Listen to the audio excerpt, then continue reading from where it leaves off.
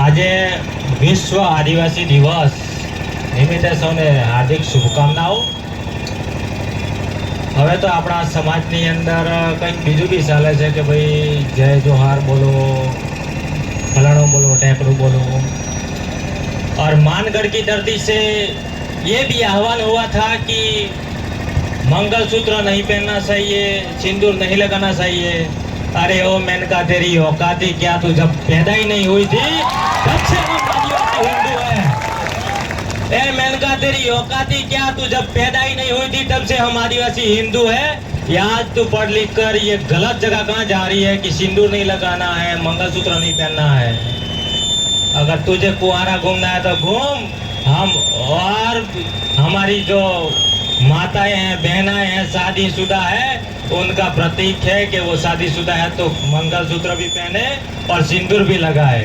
और तू तो ये चाहती है कि हर औरत मेरी तरह कुंवारी घूमे और हर लड़का हो कोई भी हो मुझे लाइन मारे। नहीं है भाई, ये नहीं सही है। और एक अपने वो जो क्रांतिकारी कहलाते हैं, जो कांतिलाल नहीं भवनलाल दादा, उसने बोला था कि अपने परिवार में कोई बीमार होता है तो उसको दवा खाने या दवाई खिलाने की जरूरत नहीं है, उनको 2 पैक दारू की पिला दो, वो ठीक हो जाएगा। अरे क्यों आदिवासी समाज को बर्बाद करने चाहते हो कांति दादा? हमको दवाई आरोग्य हमें चाहिए। हमें ये मत सिखाओ कि दारू पी के किसी का आरोग्य सुधर जाएगा, वो सुधर जाएगा। वैसे नहीं होता है। तुम हमारे समाज को गलत रास्ते ले जा रहे हो। हम हमारे समाज को गलत रास्ते नहीं ले जाने देंगे। और जो भ्रम फैलाया जा रहा है कि आदिवासी हिंदू नहीं है, अरे मानगढ़ में 4 राज्यों के जितने लोग खड़े वहाँ मौजूद नहीं थे, उतने तो हमारे कोटरा में दीपावली पे लोग खड़े होते हैं और भगवान श्री राम के आगमन का आह्वान करते हैं। जितने लोग 4 राज्यों के मानगढ़ पे खड़े नहीं हुए थे, उतने तो खेत ब्रह्मा में हमारे अभी रक्षाबंधन आ रही है, उसमें रक्षाबंधन मनाने जाएंगे और भाई बहन का त्योहार मनाएंगे, दीपावली है।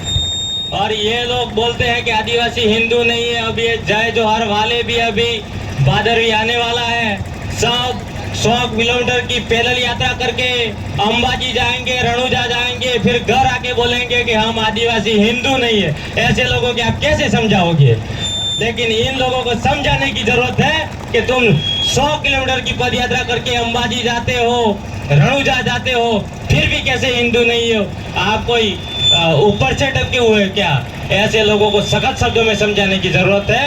ये लोग ईसाई मिशनरियों के इशारे पे काम करने वाले हैं। इनके विचारों पे हमें आना नहीं है। हम लोगों को हमारे बाप दादों, हमारे पुरखों की जो वारसागत संस्कृति मिली है, मैंने तो मेरे पिताजी, मेरे दादाजी सबको राम राम बोलते देखा है।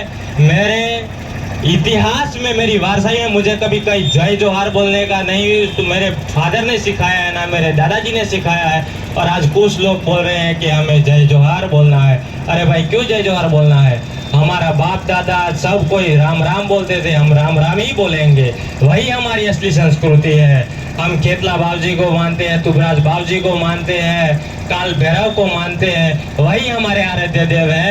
आज तुम कहीं झारखंड के कुछ पुतले लाके इधर बैठा देते हो, उधर बैठा देते हो। जो हमारा वंशज है, जिनके हम वंशज हैं, वो महाराणा पुंजा भूल को हम भूल रहे हैं। हमारा असली वंशज है वो महाराणा पुंजा भील है, उनको भी याद करना चाहिए। वही हमारा असली वंशज है। ये कोई झारखंड से आता है, कोई छत्तीसगढ़ से आते हैं, उनके लिए हम मर मिटने के लिए तैयार हो जाते हैं। तो जिनके वंशज है उनके लिए हम क्यों ना मरे?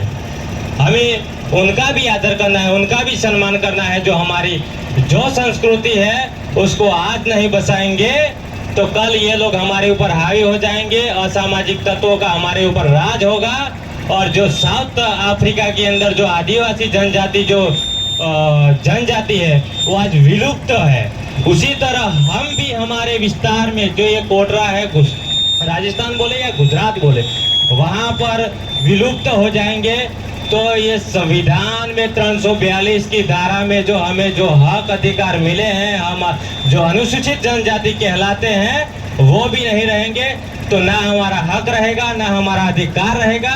इसलिए हमें जो हमारे बाप दादा हमारे पूर्वजों के द्वारा जो संस्कृति मिली है उसका आदर करना होगा, उसी पे चलना होगा। और जो ये विदेशी असामाजिक तत्वों का जो आक्रमण है उनके सामने हमें लड़कर, अगर उसमें हमारा बाप क्यों ना हो, हमारा भाई क्यों ना हो, अगर युद्ध भी करना पड़े तो हमें करना होगा।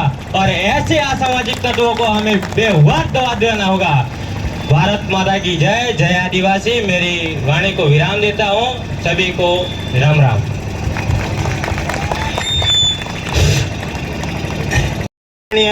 बाबूलाल जी खराड़ी साहब और सम्मानित मंच, मुझे 2 शब्द बोलने के लिए आदेश हुआ है, समय सीमित है।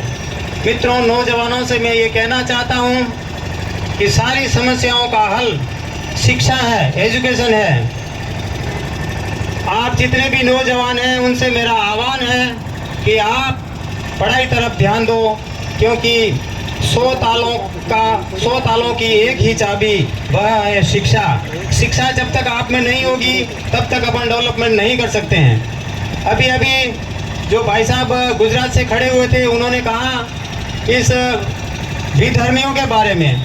मित्रों, मैं आपको बता देना चाहता हूं कि इस देश को तोड़ने के लिए विदेशी ताकतें दिन और रात लगी हुई हैं। उनसे हमें सावचेत रहने की आवश्यकता है, सावधान रहने की आवश्यकता है। कुछ लोग कहते हैं कि हम हिंदू आदिवासी हिंदू नहीं हैं। आप सब जानते हैं कि हम कौन हैं। हम भगवान राम की वंशज हैं, हम राम जी को मानने वाले हैं, हम माता जी को मानने वाले हैं, हम महादेव जी को मानने वाले हैं। हमारे माता पिता और हमारे पूर्वज राम राम बोलते आए हैं। हम आदिवासी हैं, आदिवासी रहेंगे और आदिवासी में ही मरेंगे।